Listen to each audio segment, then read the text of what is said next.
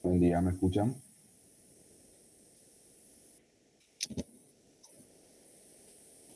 Bueno, vamos a comenzar entonces con la clase de hoy para ir culminando lo que nos corresponde a el sistema de cabeza y cuello, ya que comenzamos la vez pasada con el tema de vamos a continuar con la parte de cuello. Con eso vamos a culminar ya este capítulo, ¿verdad? Vamos a leer bien del libro los pequeños ítems importantes de esta área, ¿verdad? Entonces, esta clase es como si fuera un pantallazo, ¿verdad? Te van a leer los libros de semiología y van a ver cuáles son los puntos más importantes justamente. De hecho que todo es importante, ¿verdad? Pero por lo menos lo que habitualmente lo utilizamos, ¿verdad? Entonces, con esto combinamos para dar comienzo a la siguiente clase ya con el otro contenido que corresponde al programa de clase, ¿verdad? Entonces, vamos a comenzar con el cuello, ¿verdad? El cuello, vemos aquí, la diferencia del cuello es que normalmente dijimos que se puede hacer inspección, palpación, percusión y escrutación, ¿verdad? En el cuello normalmente se hace la inspección, la palpación, la percusión en ciertas zonas se podría hacer y la escrutación, ¿verdad? Normalmente la percusión del cuello no se hace, ¿verdad? Pero podría verse en alguna que otra zona, ¿verdad? Pero normalmente de rutina no se hace, ¿verdad? Entonces vemos aquí la inspección, ¿verdad? Hay que mirar justamente la parte anterior del cuello, la parte posterior del cuello, ¿verdad? Hay que ver la forma del cuello, ¿verdad? Si es cilíndrico, normalmente el cuello normal suele ser cilíndrico, ¿verdad? Si el cuello es corto, si el cuello es largo, ver ahí de repente los esternocleidomastoides, ¿verdad? Ver la disposición en sí del cuello, ¿verdad? Esa es la inspección, ¿verdad? Entonces, para hacer esa evaluación de la inspección, vemos aquí, colocar al paciente en la posición anatómica, ¿verdad? Usual en ligera hiperextensión, ligera, no sería hiperextensión, sería ligera nada más. Comprobar simetría bilateral de los músculos esternocleidomastoides, del trapecio y alineación de la tráquea. O sea, lo que tenemos que observar es nosotros, de entrada, mirar los músculos esternocleidomastoides, si hay una simetría con ellos, el músculo trapecio también si hay una asimetría o algún abombamiento, y la alineación de la tráquea, ¿verdad? Si está desviada o está desviada la tráquea, ¿verdad? Comprobar los triángulos anteriores y posteriores, ¿verdad? ¿Verdad? ¿Cuáles son? El triángulo posterior, ¿verdad? ¿Cómo sería? Sería el músculo esternocleidomastoide, ¿verdad? El trapecio justamente y la clavícula, ¿verdad? Genera el triángulo posterior y el anterior, ¿verdad? Que sería en la zona de la fosa yugular, ¿verdad? Entonces, ver en esos triángulos qué hay ahí, si hay una tumoración, si hay un abombamiento o algo que haya en esa zona, ¿verdad? Después, revise los posibles repliegues membranosos de la región cervical posterior excesivo o en un cuello demasiado corto, ¿verdad? Si hay demasiado piel, por decirlo así, ¿verdad? O hay un exceso de piel en esa zona, ¿verdad? Entonces hay que evaluar eso, ¿verdad? Después, evaluar la amplitud de movimientos indicando al paciente que flexione, en este caso, extienda y rote y gire, ¿verdad? O sea que lo que tenemos que hacer es pedirle al paciente que extienda la cabeza que flexione la cabeza, que rote la cabeza hacia un lado, hacia el otro lado, o que lo gire, ¿verdad? Rotación sería movilización de la cabeza como si fuera cuando están batiendo el café, ¿verdad? Rotación de la cabeza, ¿verdad? Y otra cosa es girar derecha a izquierda, ¿verdad? ¿Para qué eso? Para evaluar los movimientos de los músculos y a la par también de las articulaciones y de las vértebras cervicales, ¿verdad? Entonces, una vez combinada esa inspección, ¿verdad? Hay muchas cosas más que tendríamos que evaluar en la inspección, ¿verdad? También hay que ver la coloración, ¿verdad? Obviamente, de la piel. Todo lo que dijimos en cabeza también se puede poner en el cuello, ¿verdad? Evaluar el color de la piel, si no hay alguna lesión, alguna cicatriz, ¿verdad? Alguna distribución pilosa también, de acuerdo a la edad y el sexo, ¿verdad? Hay que ver si tiene pelo en esa zona, ¿verdad? La distribución pilosa, ¿verdad? Si no hay alguna fístula también podría ser, ¿verdad? O de repente alguna erosión, alguna úlcera, todo lo que se pueda observar, tumoraciones también, ¿verdad? O tumores, ¿verdad? En esa zona. Todo eso podríamos estar observando a la inspección, ¿verdad? Pasando a la palpación, ¿verdad? Se puede palpar el cuello en este caso, ¿verdad? De la parte posterior y la parte anterior, ¿verdad? O sea, en pocas palabras, la palpación se palpa la parte anterior del cuello, pero el examinador es lo que cambia acá. El examinador se coloca atrás o el examinador se coloca de frente, ¿verdad? Normalmente lo más correcto sería colocarse detrás del paciente, en la parte posterior del paciente. Entonces las manos pasan a examinar la parte anterior. Vemos ahí las maniobras que está realizando. Una maniobra que es la maniobra de Kervine, ¿verdad? Que es la maniobra que está aquí, ¿verdad?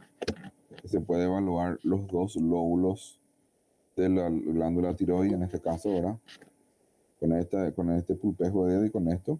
También evaluación de la tráquea y todos los músculos esternocleidomastoides y la laringe que está en esta zona, ¿verdad? Y esta palpación de la GEI se llama, que se evalúa, es empujando con con dos dedos y con el otro dedo se captura o se palpa por lóbulos, ¿verdad? Señor,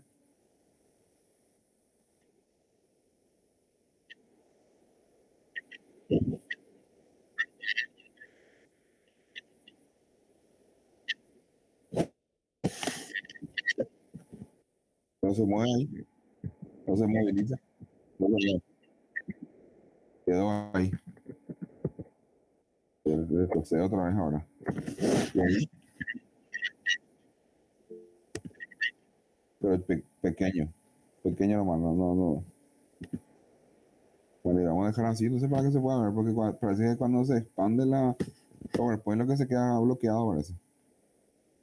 Bueno, ahí, entonces ahí estábamos cerrando, ¿verdad? No sé si lo que estábamos hablando, ¿verdad? La hiperextensión y todo lo que hablamos, ¿verdad? Ahí pasamos a la palpación y estaba hablando yo ahí sobre eso justamente, ¿verdad? Que la inspección se puede hacer, la palpación, perdón, se hace, se puede hacer, dijimos, evaluando la parte anterior del cuello, ¿verdad? Lo que se modifica aquí es la posición del examinador, o sea, nosotros, ¿verdad? No podemos colocar detrás del paciente o delante del paciente, ¿verdad? Esta maniobra se llama la maniobra de Kervine, dijimos, está en el libro eso, y la maniobra, que con esto se puede evaluar los dos lóbulos de la tiroide, ¿verdad? Al mismo tiempo. Y la maniobra de la Hay, que es con una mano se empuja la tráquea, por decirlo así, o un lóbulo tiroideo, ¿verdad? Y con la otra mano se hace la palpación de un lóbulo a la vez, ¿verdad? De la tiroides. No se puede evaluar los dos al mismo tiempo. Y la posición del paciente cambia, o sea, del examinador se pone de frente, ¿verdad? Frente al paciente. Bueno, se ve ahí, ¿verdad? Ahí sí se ve, ¿verdad? La casa. Bueno, bueno, vemos aquí entonces, se palpa la tráquea para determinar su posición en la línea media, situar los pulgares a cada lado de la tráquea, ¿verdad? Entonces, esta es la maniobra de la Hay, la que se hace acá. Compara el espacio entre la tráquea y el músculo esternocleidomastoideo de cada lado y el espacio desigual o indicativo de desplazamiento de la tráquea se debe evaluar y puede ser asociado a la presencia de una masa o alteración patológica de la tráquea, ¿verdad? Si de repente hay una desigualdad de un lado al otro lado, algo probablemente esté desplazando esa tráquea, ¿verdad? Que puede ser de que venga de a nivel torácico o en la zona del cuello, ¿verdad? Entonces, tengan en cuenta eso al realizar esta maniobra, ¿verdad? Acá vemos de vuelta la palpación de los anillos cartilaginosos de la tráquea en la parte inferior del cuello. Debe percibirse diferenciados y no sensibles, ¿verdad? Al tocar acá, ¿verdad? O sea, aquí en este caso tocamos, se tienen que sentir los anillos traqueales bien separados, ¿verdad? Nada de estar a sentirse de forma diferente y tampoco muy sensible, ¿verdad? La sensación de tracción en sincronía con el pulso, ¿verdad? Signo de tirón traqueal o de Cardarelli-Oliveira se llama, sugiere presencia de aneurisma aórtico, ¿verdad? Entonces, hacen ustedes esta pequeña movilización acá de la tráquea o palpación de la tráquea, ¿verdad? Entonces, dice acá, hay una sensación de tracción en sincronía con el pulso. Ustedes hacen así de esta manera, palpan ahí, ¿verdad? La tráquea y de repente sienten que tiene un latido, ¿verdad? Latido y estira la tráquea, ¿verdad? Estira para abajo y para arriba, para abajo y para arriba. Entonces, eso, eso sería la presencia probablemente de un aneurisma aórtico, ¿verdad? Que es lo que se llama este signo de tirón traqueal o de Cardarelli-Oliveira, ¿verdad? Entonces, Olivera, perdón. Entonces, este signo, si ustedes sienten eso, probablemente haya algún aneurisma eh, aórtico que esté pulsando ahí. Eso está aparentemente estirando, como dice la maniobra, ¿verdad? Professor, Señor, numa situação não patológica, então a gente não sente essa pulsação, né? no, jamás debería de sentir eso. Normalmente Nenhum no. tipo de pulsação na região do coelho, assim. No Pelo menos debería assim na frente. no debería de sentir eso en la tráquea. Sim, no En la tráquea. tráquea sentís eso, algo está haciendo que pulse, que esté movilizando esa tráquea, ¿verdad? Correto, entendi. Hay que tener Ok. cuidado con eso, ¿verdad? No necesariamente puede ser que sea, normalmente puede ser que sea un aneurisma, pero también podría ser una persona muy, no sé, muy caquéctica, digámosle, muy de bajo peso, y ahí probablemente piensen que está traccionando la tráquea, pero caso raro, ¿verdad? Pero como dice acá, tiene que sentirse que está movilizando la tráquea, ¿verdad? A la palpación. O sea que es diferente luego es. No es solamente una pulsación, es aparentemente un tirón de la tráquea, ¿verdad? La pulsación podemos sentir, obviamente porque está la carótida y todo eso ahí, pero el estirón lo que no es lo mismo. Que te estire la tráquea, que se mueva, aparentemente que esté estirando a alguien ahí o algo, ¿verdad? Hay que diferenciar eso, ¿verdad? Normalmente no se tiene que sentir. Bueno, está bien. Vamos a seguir entonces. Tenemos también los ganglios linfáticos del cuello, ¿verdad? Yo siempre dije, o siempre les suelo decir a los alumnos, menos los que están en la práctica también, ¿verdad? De repente, le digo que los ganglios linfáticos del cuello, o en este caso el cuello, es la ventana de qué? Del organismo, ¿verdad? Miren acá, por ejemplo, la distribución de los ganglios, ¿verdad? Los retroauriculares, los preauriculares, los occipitales, los ganglios tonsilares, submaxilares, cadena cervical superficial y profunda, ¿verdad? Y cadena cervical posterior, los supraclaviculares, los submentonianos, son ejemplos nada más. Acá hay que tener en cuenta lo siguiente. ¿Por qué me refiero a que los ganglios, o sea que el cuello en este caso, gracias a la distribución de los ganglios, es una ventana del organismo. Primero, porque normalmente, ¿verdad?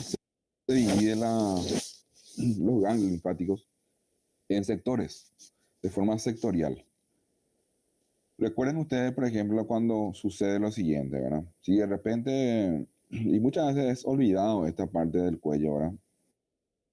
Si, por ejemplo, ustedes tienen una faringoamigdalitis, ¿verdad? Por ejemplo, normalmente, ¿qué sucede?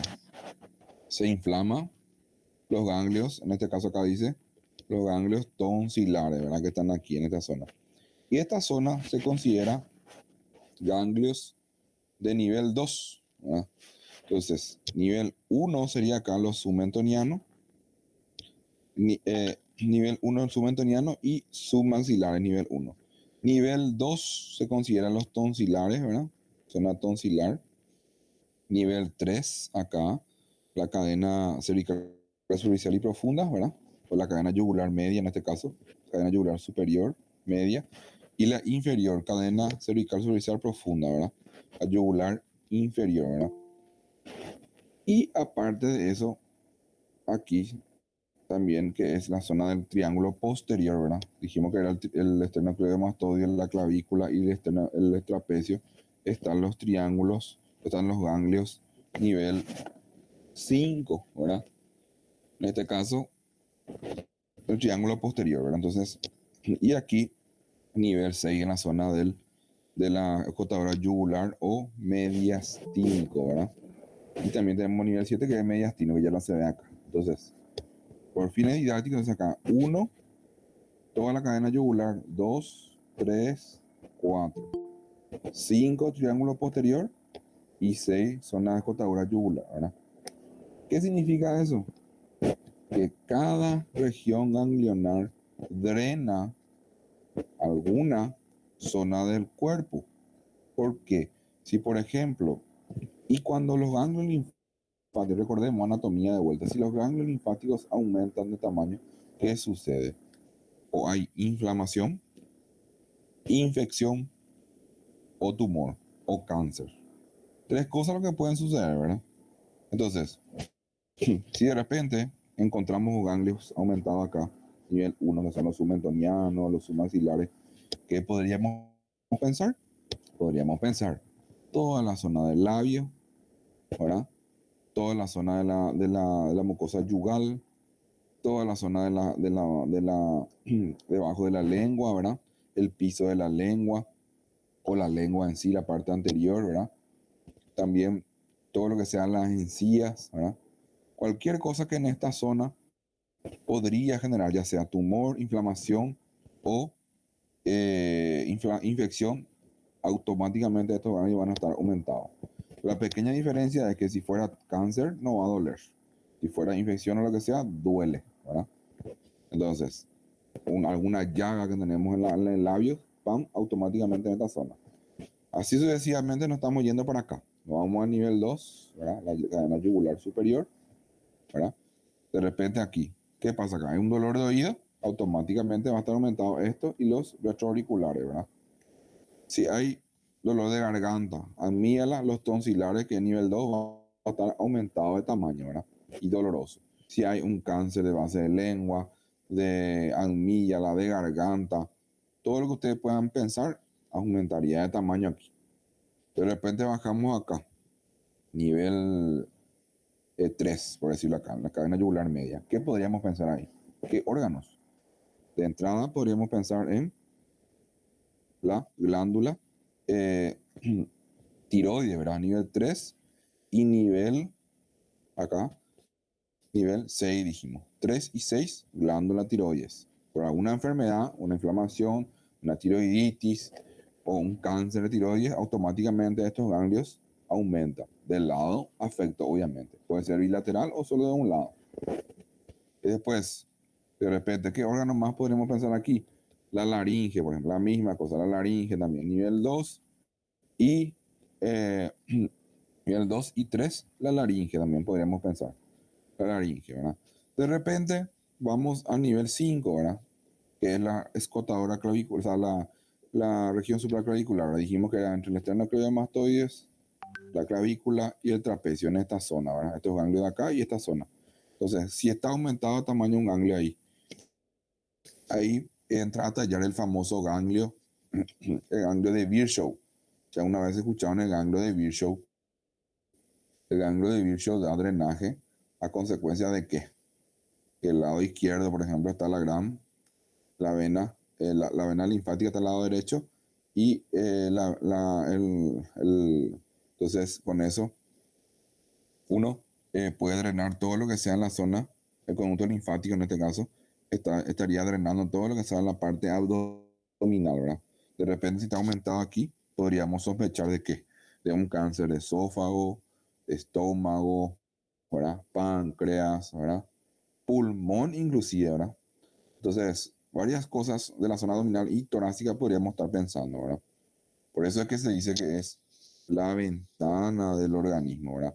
Y mucha gente lo deja, no le da importancia muchas veces al sistema linfático del cuello, ¿verdad? De repente pueden diagnosticar muchas patologías con solo el hecho de evaluar los ganglios linfáticos del cuello, ¿verdad? Entonces, por eso dice esa pequeña introducción. Bueno, de repente, dice acá que están distribuidos en grupos ganglionares, reciben afluentes de determinados territorios y los ganglios linfáticos normalmente no son visibles ni palpables, ¿verdad? O sea que si lo vemos y lo palpamos es por algo está sucediendo, ¿verdad? Algo está afectando en algún lado del cuerpo, ya sabemos en este momento, ¿verdad? No solamente cabeza y cuello, en el cuerpo puede ser, ¿verdad? Bueno, acá vemos la inspección, localización de algún nódulo visible, aumento de volumen, ¿verdad? Palpación, deslice, o sea, se describen en términos de localización, tamaño, forma, consistencia, delimitación, movilidad y sensibilidad.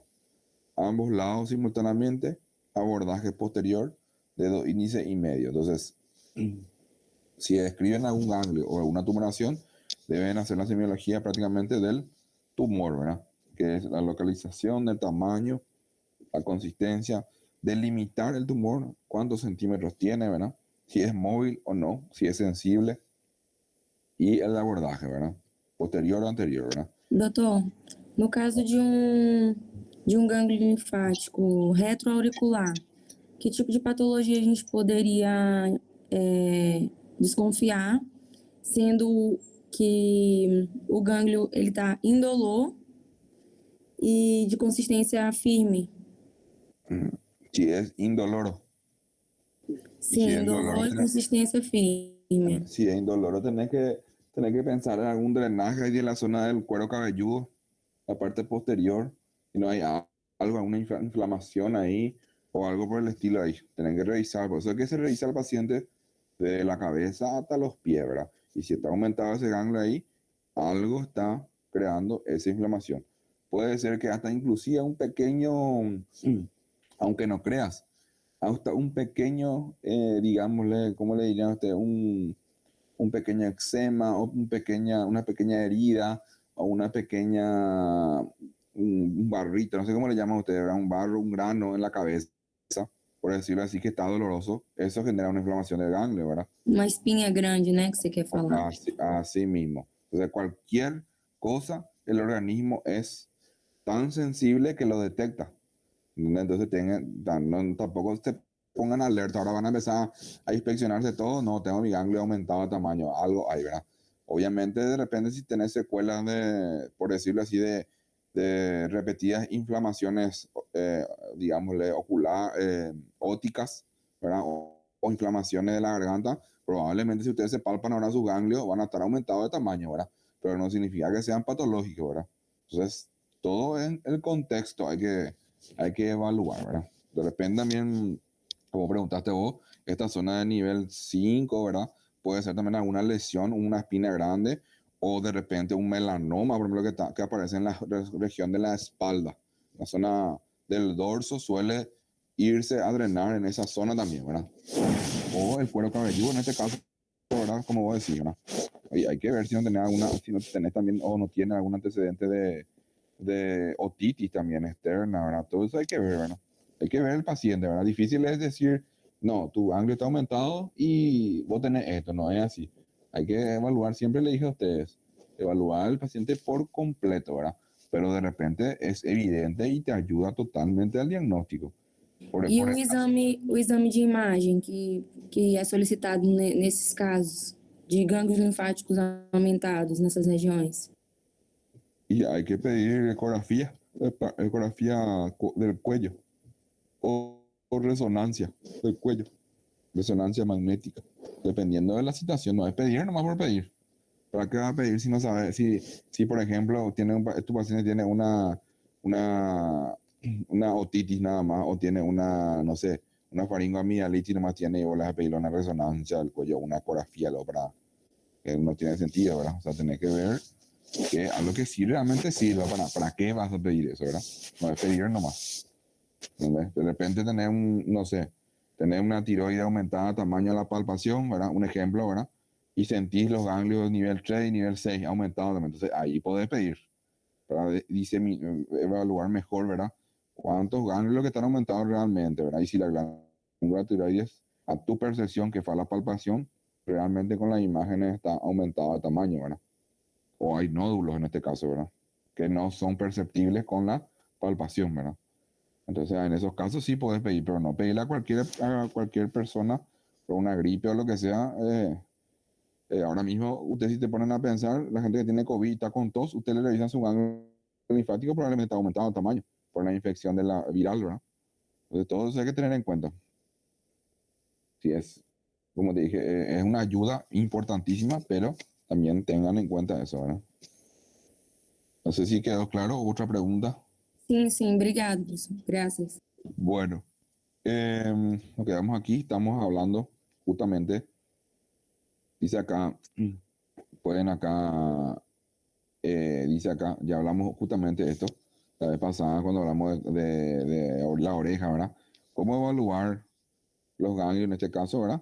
O cómo hacer la evaluación de la oreja, ¿verdad? Acá justamente ponen el ejemplo el número 1, ¿verdad? Que es el preauricular, pone delante del trago de la oreja, ¿verdad? Ya saben cómo evaluar la oreja, estirar en la oreja, ¿verdad? Y delante del trago, en este caso, van a palpar, ¿verdad? Los retroauriculares o mastoideos sobre la mastoides, ¿verdad? Los occipitales o suboccipitales o nucales en la base del cráneo, los tonsilares en el ángulo de la mandíbula inferior y los maxilares, ¿verdad? Distancia entre el ángulo mandibular y el mentón, los submentonianos en la línea media atrás de la punta del mentón, ¿verdad? La cadena cervical superficial sobre el músculo esternocleidomastoideo y cadena cervical posterior anterior al músculo trapecio, ¿verdad? La cervical profunda empotrada al músculo esternocleidomastoideo es de difícil de palpar, para ello engancha el pulgar y el índice alrededor del esternocleidomastoideo y después palpe, ¿verdad? Y los supraclaviculares, ¿verdad? Que dentro del ángulo formado entre el esternocleidomastoideo y la clavícula, ¿verdad? Que dijimos que eran los ganglios de Virchow, ¿verdad? Después, vemos aquí, se debe registrar en la historia clínica, ¿verdad? En la parte de cabeza y cuello, te tienen que registrar lo que encontraron, ¿verdad? Acá, por ejemplo, pone registro por escrito de los hallazgos, dice. Ejemplo 1, cómo los ganglios linfáticos generalmente no son visibles ni palpables. El resultado del examen debe registrarse en la siguiente manera: ganglios linfáticos no visibles ni palpables en área corporal o cadena linfática específica, ¿verdad? No dolor a la palpación, no edema ni cambios de color de la piel, ¿verdad? Esa es la forma de referir si no encuentra ningún ganglio en la zona, ¿verdad? Y el ejemplo 2, ganglio linfático palpable benigno, ganglios del cuello no palpables, excepto el ganglio tonsilar derecho de 1.5 a 1 centímetro, no doloroso, suave y movible, perdón, con límites bien delimitados. Este ha sido palpable desde hace varios años, sin cambio de tamaño, historia de faringitis antes de los 8 años de edad. ¿Vieron? Ahí por ejemplo pone un ejemplo, ¿verdad? Entonces te pueden colocar que algo ya que normalmente fue aumentado de tamaño, ¿verdad? O sea que probablemente por historia repetida de la patología en la zona, ¿verdad? Tampoco es algo para alertarse, ¿verdad? Entonces hay que ir viendo la forma de dejar escrito eso en el examen físico. Bueno, en ocasiones los ganglios Preauriculares asociados a infección del oído, otitis externa, pueden estar rodados de cierta celulitis. Esto da lugar a una protrusión de la oreja de repente, ¿verdad? Los ganglios supraclaviculares son la localización más de enfermedad metastásica, es lo que hablamos hace rato, ¿verdad? Porque se encuentra al final del conducto torácico. El ganglio de Virchow, palpable en la región supraclavicular izquierda, puede ser resultado de una neoplasia maligna abdominal o torácica, ¿verdad? Que se ve acá justamente en el ejemplo, en el dibujo. Ahí está con la flechita aumentado y en esta zona aumenta de tamaño. Entonces, si ustedes, por ejemplo, ven esto en un cuello, obviamente, probablemente el paciente viene por un motivo de consulta, no creo que sea por eso, probablemente venga por otro motivo de consulta, ya sea torácico o abdominal, solo que se complementa con el examen físico de cuello, que sería esto, ¿verdad? Bueno, en la inspección, vemos aquí, inicio del primer contacto, médico-paciente, duración, todo el interrogatorio, finaliza al terminar el paciente su anamnesis, ¿verdad? Inspección general, constitución, estado de nutrición, color, estado de la piel, inspección segmentaria, cabeza, cuello, tronco y extremidad, ¿verdad? Para detectar las asimetrías, las deformidades y los latidos y lesiones. Entonces, una vez explorado todo lo que sean los ganglios, vamos directamente a la exploración de la glándula tiroides. Vemos ahí una reseña de la glándula tiroides, ¿verdad? Anatomía de vuelta, el lóbulo piramidal, cartílago cricoides, ¿verdad? Lóbulo izquierdo, lóbulo derecho, el istmo y la tráquea. El hueso ioides, ligamento cricotiroideo, cartílago tiroides, ¿verdad? Entonces, para más o menos hacernos una reseña de anatomía de lo que tenemos que evaluar en el cuello. Vemos ahí la inspección, palpación y auscultación. En la cabeza en hiperextensión, ¿verdad? La hiperextensión solicita que degluta agua, ¿verdad? Vemos ahí, le pedimos que haga eso y ahí, y degluta agua, ¿verdad? Sí o sí hay que pedirle al paciente que degluta agua para evaluar la glándula tiroides. ¿Por qué? O que deglute su saliva, en este caso puede ser también, para que podamos ver la movilidad de la glándula tiroides. La glándula tiroides normalmente debe de movilizarse con la deglución. Entonces, la palpación, tacto suave y delicado, deslizando los dedos suavemente sobre la glándula. Determinaremos el tamaño, la consistencia, textura de goma elástica, configuración y sensibilidad al tacto, ¿verdad? Se recomienda 2 metros. Realizar la palpación por delante y por detrás. Mejor si el paciente está sentado, ¿verdad? Sería lo ideal. Vamos acá primero, sentado con los pulpejos de los dedos. Palpamos el lóbulo derecho con la mano izquierda y viceversa, ¿verdad? Acá vemos el método de Kraile, ¿verdad? Otro método, la mano exploradora apoya su borde externo, ¿verdad? Al hombro y el pulgar cruzando la línea media, explora los puntos de referencia, el istmo, el lóbulo, la mano derecha explora el lado derecho, ¿verdad? Entonces, la mano, o digamos la otra mano auxiliar sostiene la cabeza del enfermo, ¿verdad? En este caso, con el pulgar en la frente y los demás dedos en la región parieto-occipital, ¿verdad? Manteniendo el cuello en simetría y sin extensión ni flexión. O sea, en este método no se hiperextiende el cuello, está vamos a decir en la posición normal. El lóbulo se examina invirtiendo las manos, ¿verdad? La mano que explora el lóbulo del mismo lado. Entonces, en esta maniobra, recuerden, ya se pregunta el examen, la mano que explora es la mano que evalúa el mismo lóbulo de esa mano, ¿verdad? Acá en este caso, entonces, la mano derecha está evaluando el lóbulo, ¿verdad? De derecho, ¿verdad? Acá vemos el método de Lahey. El pulgar de la mano auxiliar empuja lateralmente la tráquea.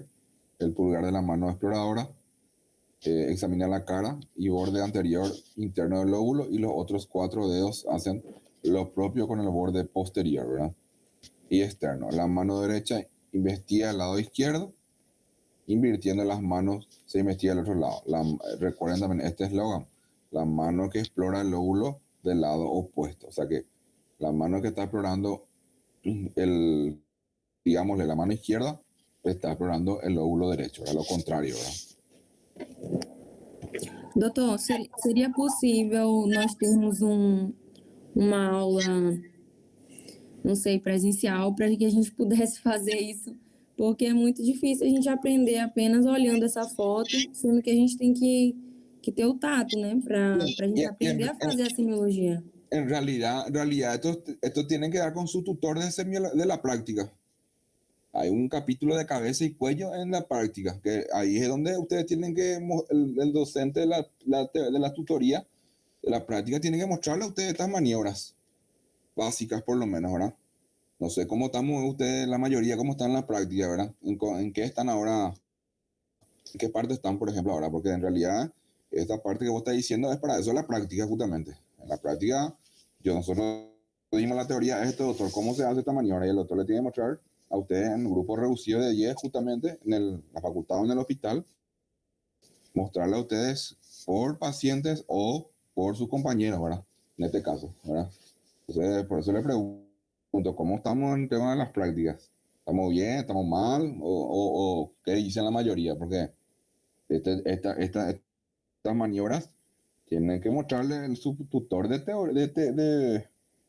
práctica, ¿verdad? En realidad, anteriormente, cuando había, ¿cómo se dice? Cuando había aula presencial, yo le mostraba a los alumnos en la facultad, ¿verdad? Ponerle que ustedes eran mi turma. Yo le daba la clase, al finalizar la clase, de repente pasábamos enfrente para mostrar ciertas maniobras para que más o menos ya tengan una noción, ¿verdad? Que sería lo ideal.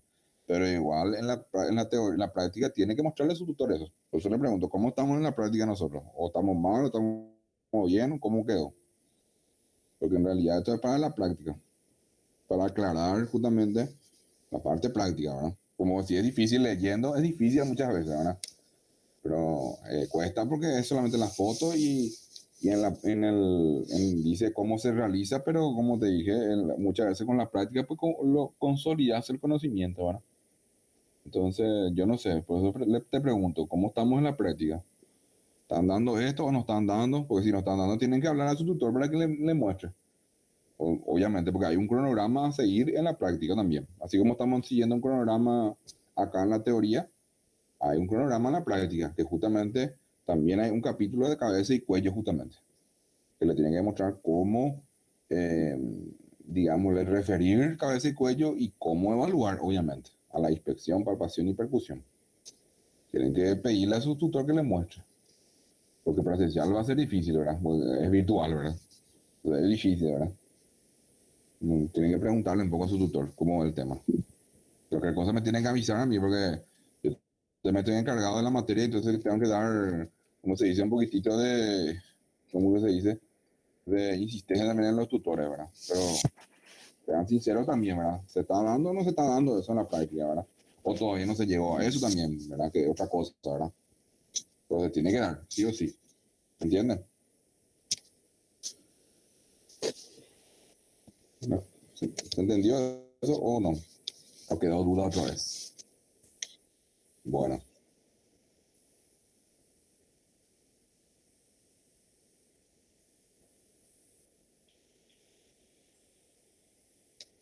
Claro, claro, en teoría puede tener que ir más o menos coincidiendo con la teórica. Imposible que coincida al 100%, ¿verdad? Pero por lo menos ir. Si por ejemplo acá ya dimos nosotros cabeza y cuello, qué sé yo, de aquí a 15 días a lo mejor dan en la práctica o viceversa. Si ya dieron en la práctica, a lo mejor acá recién estamos dando y así sucesivamente, no tan alejado, ¿verdad? Por decirlo así, ¿verdad? ¿Entienden? Entonces ahí lo que tienen que aprovechar o pedirle otra vez a su tutor antes de rendir su parcial que le dé un pequeño, ¿cómo se dice? Un pequeño repaso, ¿verdad? Otra vez, para consolidar más, ¿verdad? Las maniobras, ¿verdad? Porque las maniobras son muchas, pero hay ciertas maniobras que normalmente se suelen utilizar, ¿verdad? Entonces, pídanle que le vuelva a hacer un pequeño repaso antes de rendir su parcial. Entonces, ellos te van a consolidar con la teoría y con la práctica, ¿verdad? ¿Está bien? Bueno, vamos a seguir. Segundo, empleando las dos manos, colocaremos Cada una de ellas, a cada lado de la tráquea, ¿verdad? Pedimos al paciente que trague agua y estudiaremos el movimiento del istmo, ¿verdad? Como le dije a ustedes, el paciente debe pedirle que trague el agua o que trague su saliva siempre, ya que si no se mueve la tiroides con la deglución, probablemente haya alguna tumoración o algo que esté retrayendo la tiroides e imposibilita el movimiento de la tiroides, ¿verdad? Entonces, o sea, lo normal es que se mueva. Si no se mueve, tienen que sospechar algo. Eso es lo que tienen que saber ustedes. Si no se mueve, hay algo. Si se mueve, está normal. Con la deglución, o sea, al tragar el agua o al deglutir la saliva, ¿verdad? Acá está la maniobra de Kerben que dijimos también, ¿verdad? Se pone uno por detrás del paciente, ¿verdad? Ambos pulgares se apoyan en la nuca del enfermo en bordes externos, de las manos sobre los hombros, los otros dedos, en la particular en la parte de los tres mediales, ¿verdad? Acá vemos acá el índice y el medio. Y se palma la región, ¿verdad? Dijimos, los dos lóbulos pueden palparse al mismo tiempo, inclusive, ¿verdad? Y acá pone, o sea que la versión esta es que podemos palpar al mismo, o sea, no al mismo tiempo, podemos palpar un lóbulo, después el otro lóbulo. Esa es la ventaja de esta maniobra, ¿verdad? Y dice acá, la mano que explora el lóbulo del mismo lado también, ¿verdad? O sea, si yo palpo con la mano izquierda, ¿verdad? Que es esta, palpo el lóbulo izquierdo. Si palpo con esta mano, la mano derecha, palpo el lóbulo derecho también, ¿verdad? Ese es palpa del lóbulo del mismo lugar, de la misma mano, por decirlo así, hablando mal, ¿verdad? Entonces la mano evalúa el mismo lado del lóbulo tiroideo del paciente. Bueno, entonces vemos aquí una pequeña introducción, ¿verdad? Diferenciar la hiperplasia fisiológica, ¿verdad? Que es el aumento, ¿verdad? Normalmente de la glándula tiroides. El bocio, ¿verdad? Que es algo ya patológico, benigno, pero aumentado de tamaño. Y la tiroiditis, ¿verdad? Una inflamación de la tiroides, ¿verdad? También tenemos una maniobra que es importante, ¿verdad? Que se llama la maniobra de Marañón para el bocio endotorácico. Acuérdense de eso. Bocio endotorácico.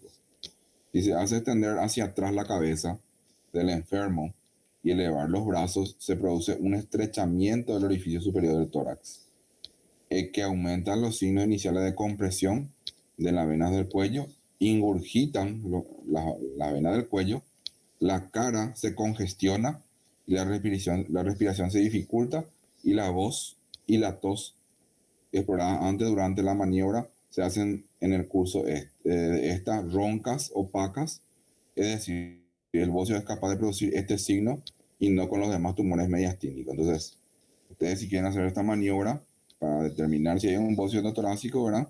Le pide que hagan una hiperextensión de la cabeza, que eleven los brazos para arriba y el paciente de repente se torna todo rojo el rostro, ¿verdad? Todo rojo, le cuesta respirar, la voz cambia de tonalidad. Entonces probablemente al realizar esa maniobra tendría un estrechamiento de esta zona, ¿verdad? Del orificio superior del tórax a consecuencia de eso, porque sube, pues dijimos que cuando la tiroides, normalmente la dilución sube, ¿verdad? Y si de repente hacemos esa maniobra, esto sube para arriba y tapona acá, esta zona del orificio superior del tórax, ¿verdad? Entonces genera la dificultad respiratoria y cambio de coloración, ¿verdad? La maniobra de Marañón. Bueno, vemos aquí, bien, un bocio, ¿verdad? Aumentado de tamaño, se ve, desde la inspección ya se ve que está aumentado de tamaño, ¿verdad?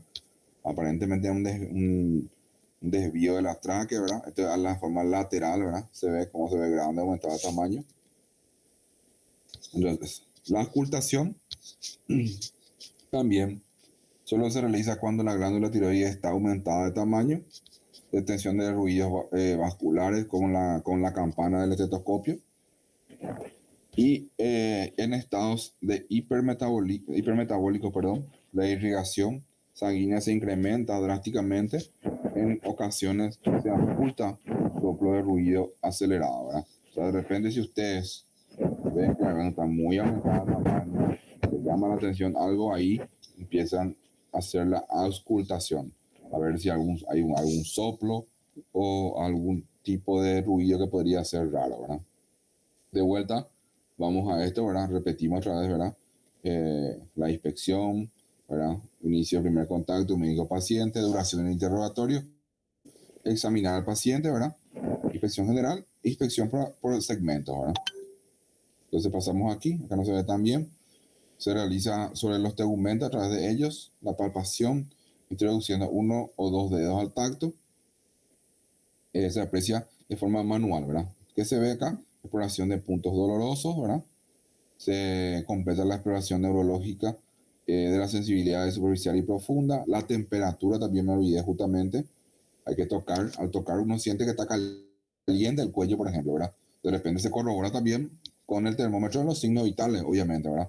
Si hay algo caliente en la zona, se puede corroborar con el termómetro. De hecho, que antes de entrar en cabeza y cuello, ustedes deberían haber hecho signos vitales, ¿verdad?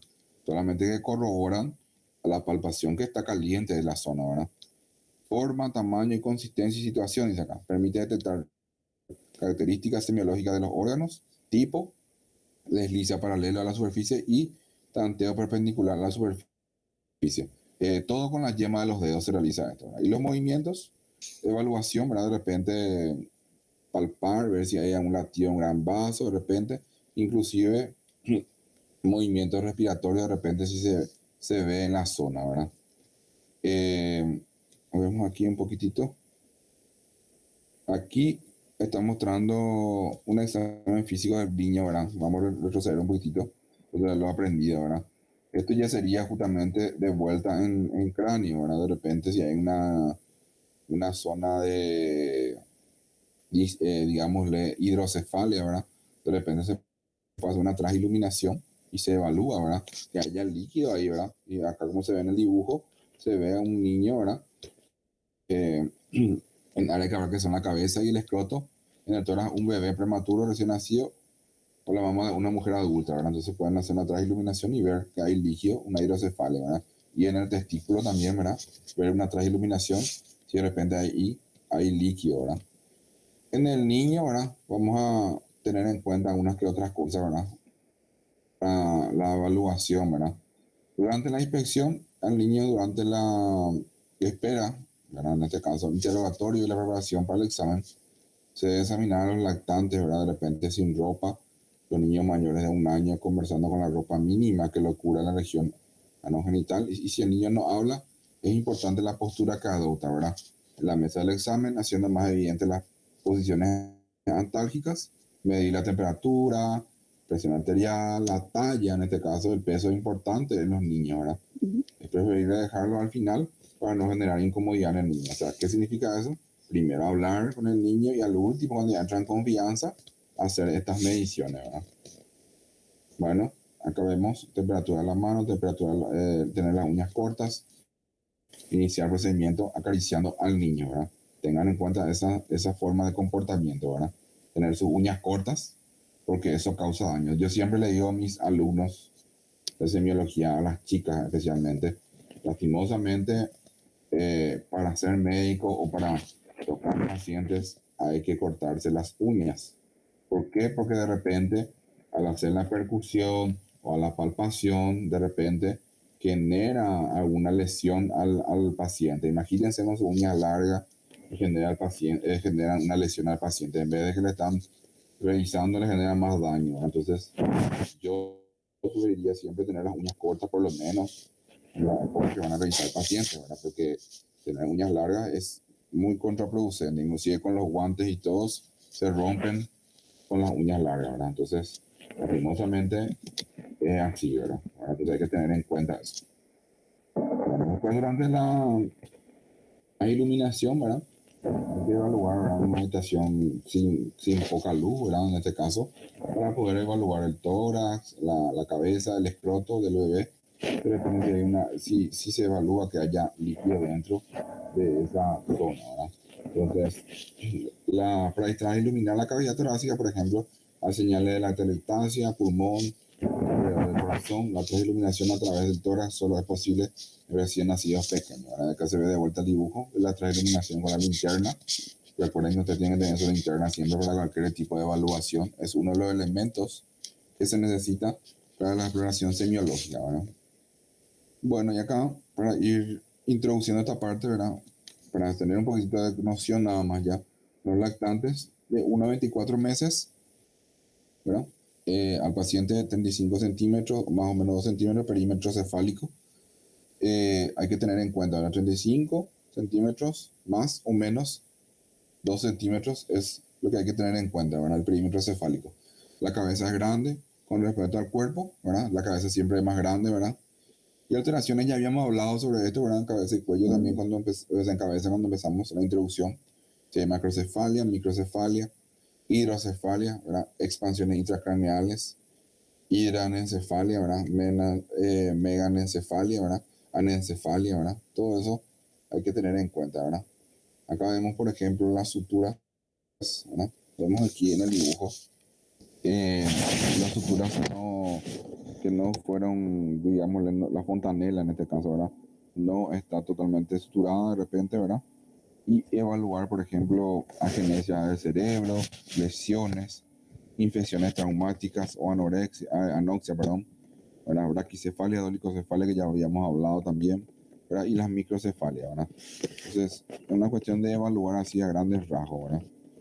Y vemos aquí lo que hay que evaluar en los niños, la misma cosa que en el adulto, ¿verdad? Prácticamente, ¿verdad? Forma, asimetría, cefalohematoma, capuz secundario, enfalocele, exostosis, de repente, consistencia, cráneo fisiológico, otaves fisiológico, osteogénesis imperfecta, ¿verdad? Recuerden que en los niños todavía no están soldados prácticamente los huesos del cráneo, ¿verdad? Ausencia de huesos, distotosis cleidocraneana, ¿verdad? Fontanela, ¿verdad? Prematuro, ausencia del cierre de repente, ¿verdad? Grandes rasgos, ¿verdad? Que hay que evaluar, ¿verdad? Acá vemos los huesos frontales, parietales, occipitales, ¿verdad? Y acá la sutura, ¿verdad?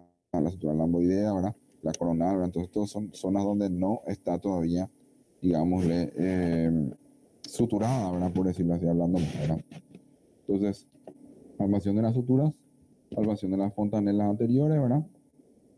Si está deprimido, quiere decir que hay deshidratación o desnutrición, ¿verdad? Entonces, fontanela anterior, vemos acá en la zona, ¿verdad? Entonces, uno palpa esto en el niño, ¿verdad? Entonces, al palpar eso, podríamos evaluar qué cosa, ¿verdad? Tenso, saliente, ¿verdad? Deprimido. Si está deprimido, por ejemplo, está deshidratado o desnutrido el niño, ¿verdad? Osificación de fontanela, tensión de fontanela, opresión de fontanela, ¿verdad? Normal, 10, más o menos 11 milímetros de mercurio, ¿verdad? Percusión digital, donde se unen las suturas frontal occipital o frontal parietal, ¿verdad? La unión lo que hay que percutir, ¿verdad? Y sagital, olla rajada, signo de McEwen, ¿verdad? La sagital, ¿verdad? Y auscultación con diafragma en el vértice región temporal occipital, se puede encontrar soplo o una fístula anterior. O sea, también podemos nosotros auscultar en la cabeza, ¿verdad? ¿Viste? Se dan cuenta que son cosas excepcionales, ¿verdad? En el adulto normalmente no haríamos eso, ¿verdad? ¿Por qué? Porque probablemente ya tenga todo hueso, ¿verdad? Todo suturado. Pero en el niño o recién nacido tenemos la posibilidad de auscultar, ya que todavía no está hecho las suturas en su totalidad, ¿verdad? Y se puede encontrar algún tipo de soplo o fístula anterior, ¿verdad? Bueno, en los ojos, la misma cosa que habíamos hablado anteriormente, ¿verdad? Posición, tamaño, nivel, ¿verdad? De repente el hiperlorismo, ¿verdad? Distancia entre los ojos, ¿verdad? ¿Qué es lo que es hiperlorismo? Ustedes vieron ya el loro, de repente, el animal loro, el ojo del loro se mueve, ¿verdad? De forma distanciada, ¿verdad? O sea, eso se le llama hiperlorismo, ¿verdad? Distancia entre los ojos, evaluar eso, ¿verdad? O sea, hay un hiperlorismo. Síndrome de Down, acondroplasia, ¿verdad? Hipercalcemia idiopática, ¿verdad? Cardiopatía congénitas, todo eso hay que evaluar. Estenosis pulmonares, el tamaño también ya dijimos, microftalmia, ¿verdad? O macroftalmia, si hay los ojos enormes, los ojos pequeños, ¿verdad? Si es unilateral, bilateral, ¿verdad? Si hay alguna infección, ¿verdad? Por ejemplo, la rubeola, la toxoplasmosis, ¿verdad? También enfermedades que son genéticas o adquiridas, ¿verdad? Y nivel de los exoftalmos, por ejemplo, si hay proptosis, compresión retrovulvar, tumor, edema, trombosis del seno cavernoso, hipertiroidismo, glaucoma congénito, enostamia, si hay deshidratación, ¿verdad? De repente. Vemos acá los movimientos también, ¿verdad? Si hay un estrabismo, ¿verdad? Paralítico funcional, un desarrollo anormal, ¿verdad? O no paralítico, ¿verdad? Si no trabajan de forma coordinada, ¿verdad? Tiene que hacerle al niño que se mueva o un objeto, hacerle mover y evaluar la zona ocular si sigue el objeto en este caso, ¿verdad? Y normalmente fisiológico, ¿verdad? Hay problemas normalmente lo de estrabismo, fisiológicamente de 4 a 6 meses. O sea que uno le evalúa a un niño pequeño y de repente mira si piensa que está con los ojos extraviados, entonces no se asusten, normalmente es fisiológico, dice acá. Entonces pasando esos 6 meses, sí, ya hay que evaluar, ¿verdad? Entonces, nixtagmus, movimiento de los ojos espontáneos e incoordinado, involuntario de uno o ambos lados, ¿verdad? Que lo que sería el nixtagmus sería como si fuera un batimiento de los ojos, ¿verdad? Uno manda un objeto que sigue al niño y de repente empieza a movilizarse el ojo como si fuera que está tremendo o está vibrando, ¿verdad? De aquí para allá, derecha, izquierda, mueve el ojo, ¿verdad? Puede ser vertical, horizontal o rotatorio, dice acá, justamente. ¿Verdad? Y las causas, dice acá, puede ser afectaciones congénitas, ¿verdad? Nervio ocular, lesiones del nervio óptico, rinitis, ¿verdad? Retinitis, perdón, cataratas, ¿verdad? Queratitis, ¿verdad? Y lesiones del sistema nervioso central, obviamente, ¿verdad? Lesiones del aparato vestibular también, nervio auricular, ¿verdad? Entonces, eso hay que tener en cuenta. Otra forma que se manifiesta después de hacer los 4 a 12 meses de edad, ¿verdad? También se podría presentar esto en los niños, ¿verdad? Acá, para ir finalizando, ¿verdad? Iris, hay que evaluar el color, el aspecto, ¿verdad? Ausencia congénita de iris, que se llama aniridia, ¿verdad? Y la pupila, forma, igualdad, un poco más de lo mismo que dijimos, solamente que le ¿verdad? Por el tema de los niños, ¿verdad? Igualdad, desigualdad de las pupilas, ¿verdad? Dilatación por el dolor se inicia a la cuarta semana, reacciones de acomodación comienza a los 3 meses, falta reacción, acomodación y rigidez pupilar, reflejo pupilar directo y consensual y tamaño, ¿verdad? Entonces, si se dan cuenta, varía ciertas cosas en los niños, no es como el adulto, por eso es una especialidad aparte de la pediatría, ¿verdad? Entonces, ustedes deben de saber eso como médicos generales para que no se asusten o no cometan el error, en este caso, de repente de pensar que es patológico, ¿verdad? Entonces, vemos aquí la oreja también la misma cosa. Vemos aquí la oreja, ¿verdad? Se aprecia posición, forma, tamaño, color, ¿verdad? Si hay microtia, macrotia, si está aumentado el pabellón auricular, ¿verdad? O no tiene, ¿verdad? Notia se llama eso, que no nació con eso, ¿verdad? El pabellón. Proyección enfrente de la oreja, ¿verdad? En función del anti-hélice, ¿verdad? En esta zona. Y el apéndice del auricular, ¿verdad? A veces acompaña de fístulas congénitas, adenitis preauricular, ¿verdad? Acá justamente lo que preguntaban hace rato, ¿verdad? Hay una adenitis preauricular, ¿verdad? Que puede estar aumentada de tamaño en esta zona, ¿verdad? Los ganglios en esta zona.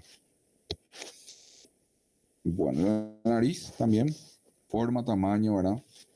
Base ancha, corta, de repente en la trisomía 21, permeabilidad podemos hallar obstrucciones de las fosas nasales, milium nasal, secreción, obstrucciones de las vías nasales y epistaxis, ¿verdad? Si hay sangrado, ¿verdad?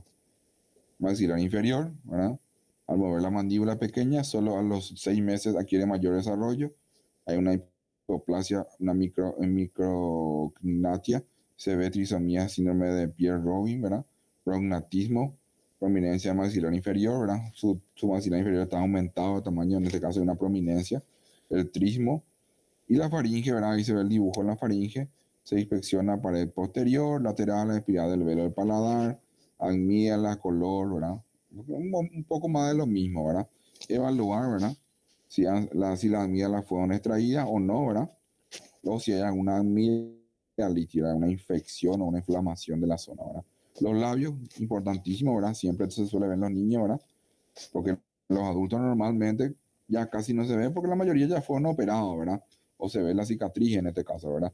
El reposo debe estar adaptados los labios, ¿verdad?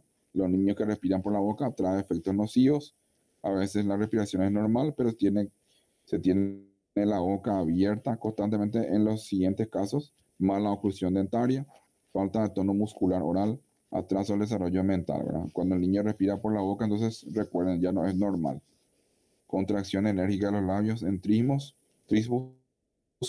acúmulo de moco y secreciones, ¿verdad? De repente tiene atresia esofágica, la boca es seca en deshidratación y vemos, por ejemplo, acá el labio leporino o estomatitis angular, ¿verdad? Que podrían observarse. La encía y los dientes, ¿verdad? Para recordar nada más, ¿verdad? El frenillo, ¿verdad? En pliegue mucoso, hay que ver el labio superior y superficie labial en la encía. Cuando se introduce incisivos centrales superiores, ¿verdad? Se llama frenillo alveolar, ¿verdad? Y retracción inflamatoria, gingivitis, ¿verdad? Después hay que ver, por ejemplo, los dientes, ¿verdad? La falta de diente, anodontia, se llama eso. Y de repente vemos la primera dentición. Se compone de 20 dientes, se inicia entre los 6 a 7 años de edad, primera dentición, ¿verdad? Los dos incisivos centrales inferiores aparecen a los 6 meses, ¿verdad? Los dos incisivos centrales superiores a los 8 meses. Los dos incisivos laterales superiores a los 10.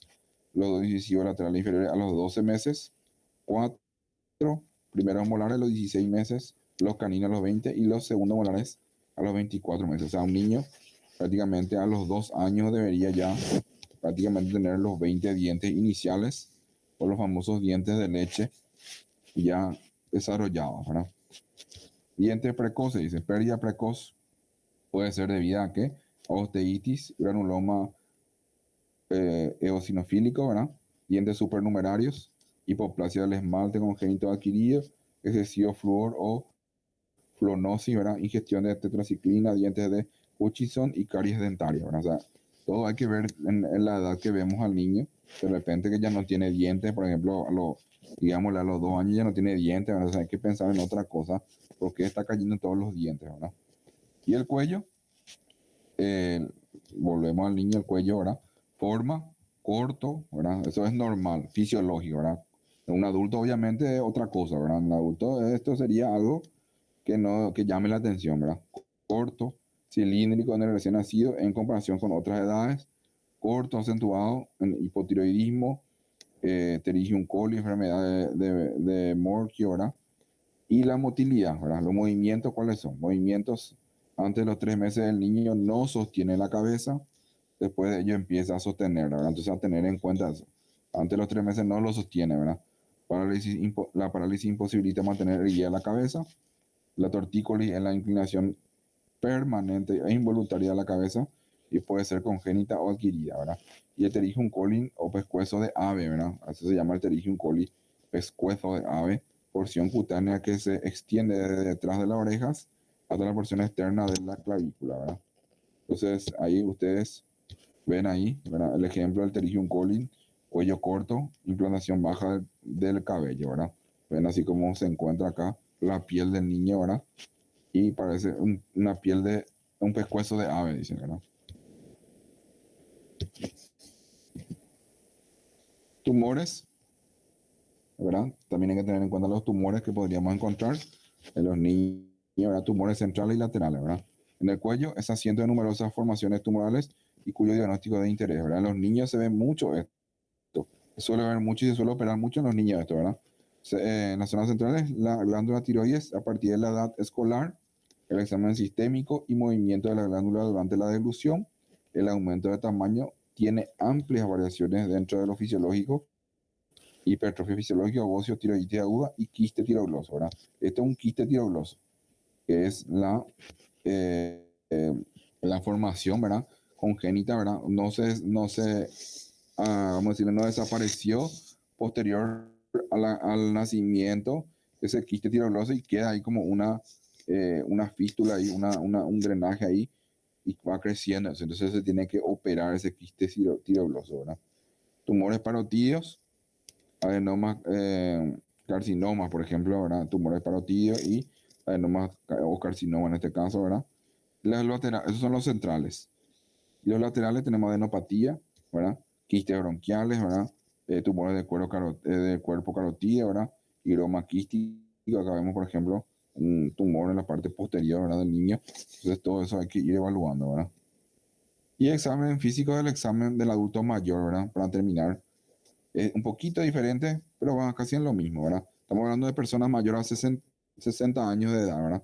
60, 65 años de edad, ¿verdad? El examen físico se debe explorar, y, o sea, que en este caso poner más énfasis, ¿verdad? En la visión, ¿verdad? En la audición, en el peso, ¿verdad? Arterias distales de las extremidades, pulso arterial de carotídeos y presión arterial, ¿verdad? Después, de repente, ¿verdad? Hay que tener en cuenta el paciente en incontinencia urinaria, ¿verdad? La distensión de la vejiga, de repente la próstata aumentada de tamaño, ¿verdad? Si hay presencia de fecaloma, ¿verdad? Y ver el estado cognitivo, ¿verdad? Prácticamente sí o sí, uno debe saber en el adulto, ¿verdad? La orientación, aprendizaje, la atención y cálculo, de repente la memoria anterógrada, lenguaje y la praxia, ¿verdad? Sistema de evaluación del sistema cognitivo en un adulto, ¿verdad? Y esto ustedes lo van a evaluar normalmente cuando hacen ya la ictoscopía, ¿verdad? Cuando hacen la ictoscopía, cuando hacen la anamnesis, uno ya de paso ya está evaluando ya esto, ¿verdad? Porque acá, por ejemplo, pone la orientación, usted le pregunta dónde estamos, ¿verdad? Y ya sabe en qué ciudad está, entonces ya sabe que está orientado, ¿verdad? El aprendizaje, máximo 3 puntos, nombrar 3 objetos, por ejemplo, ¿verdad? Si se acuerdan, entonces es fácil. Atención y cálculo, la respuesta correcta, ¿verdad? De alguna pregunta que usted realiza, ¿verdad? Y la memoria anterior, ¿verdad? Obviamente, si se acuerda de lo que se aprendió, ¿verdad? O se acuerda de lo que sucedió en este caso, ¿verdad? Y lenguaje ustedes lo van a evaluar cuando están realizando algún tipo de anamnesis, ¿verdad? Le está respondiendo y le está conversando, ¿verdad? Entonces, eso no hace falta ser tan estandarizado, ¿verdad? En el momento que usted ya evalúa al paciente o le están hablando, uno ya va a recordar, va a poder evaluarle al señor, al paciente, ¿verdad? Al anciano o el geronte, por decirlo así, ¿verdad? Y después vemos aquí estados confusionales o demencia, ¿verdad? De efecto de la conciencia, atención, de repente se distingue dos aspectos: nivel de la conciencia y vigilancia a los efectos de la atención. Y la demencia, ¿verdad? Por último, síndrome caracterizado por el defecto adquirido en múltiples fracturas cognitivas, funciones cognitivas en este caso, incluye defectos amnésicos y al menos uno de las siguientes es afasia, apraxia y agnosia, ¿verdad? En este caso, ¿por qué pone esto? Afasia puede ser afasia expresiva y se va a denotar eso en el rostro, ¿verdad? Del paciente, ¿verdad? Y por último, evaluación funcional del adulto mayor, ¿verdad? Normalmente se debería de evaluar en conjunto, ¿verdad? Baño, vestido, higiene personal, movilización, continencia y alimentación, ¿verdad? O sea, esos son los parámetros para evaluar si el paciente está teniendo algún problema o trastorno que podría estar reflejándose en esa zona, ¿verdad? Por ejemplo, el baño no recibe ayuda solo para el lavado de una zona, recibe ayuda con el lavado de más de una zona, ¿verdad? Entonces, así son los ítems que hay que tener en cuenta, ¿verdad? Si se viste, por ejemplo, si busca ropa o viste sin ayuda, o solo necesita ayuda para ponerse algún calzado, por ejemplo, ¿verdad?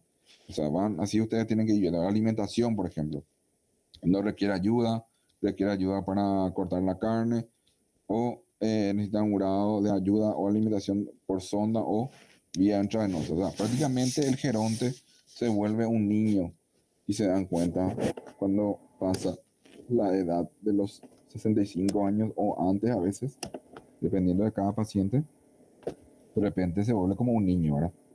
Prácticamente, ¿verdad? Bueno, creo que con esto finalizamos nuestra parte, ¿verdad? Un pantallazo de la parte adulto, niños y geronte, ¿verdad? A grandes rasgos, ¿verdad? Pero siempre usted tiene que tratar de saber más la parte del adulto porque eso también es la base de todo, ¿verdad?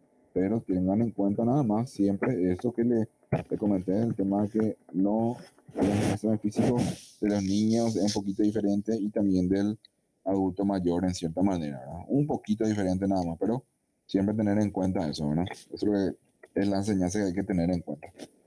No sé si tienen alguna pregunta sobre la parte del examen físico de cabeza y cuello, o sea, de cuello en este caso.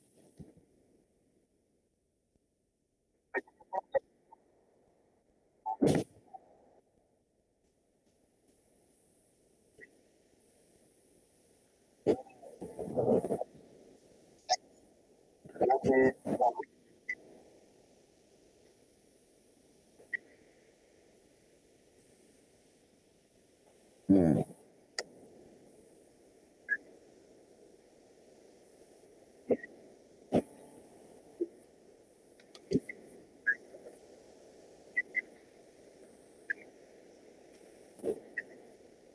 y en realidad, para este año nosotros no tenemos en pediatría lo que vas a encontrar. En pediatría lo que vas a encontrar en el libro de pediatría, que es el libro base para el año que viene, ¿verdad? Creo que es el Nelson. Y normal, así mismo es. Así mismo. Entonces usted cuando, el año que viene, cuando den el libro de Nelson, es el libro de pediatría, creo que el libro base de quinto año.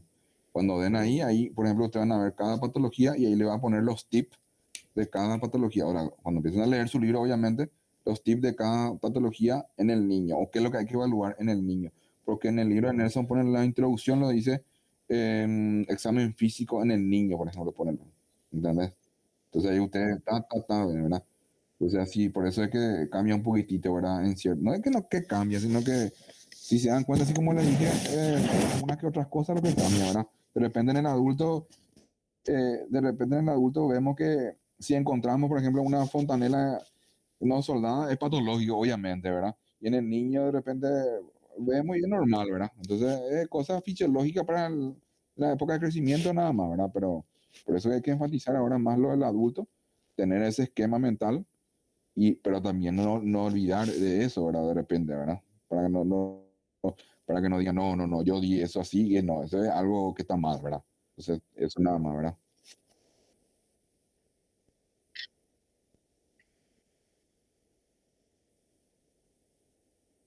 Y claro, por eso,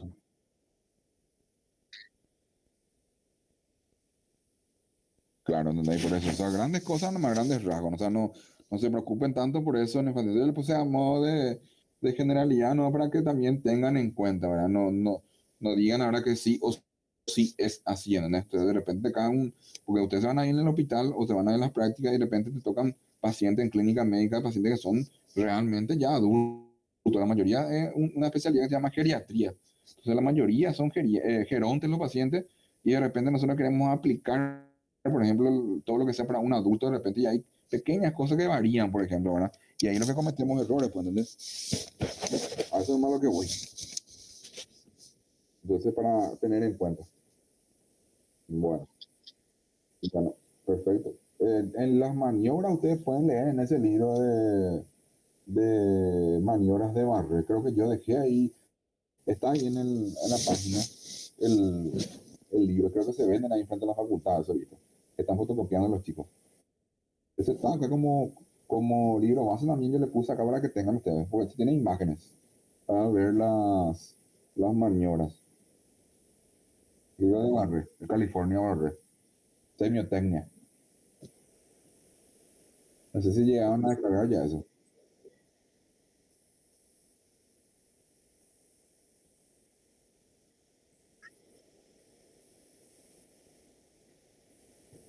Está viejo. ¿Cómo? Ya, me entiendo. Y ese creo que hay también en PDF, pero siempre fue bueno tener en físico, ¿verdad? Bueno, estamos entonces. Vale. Este,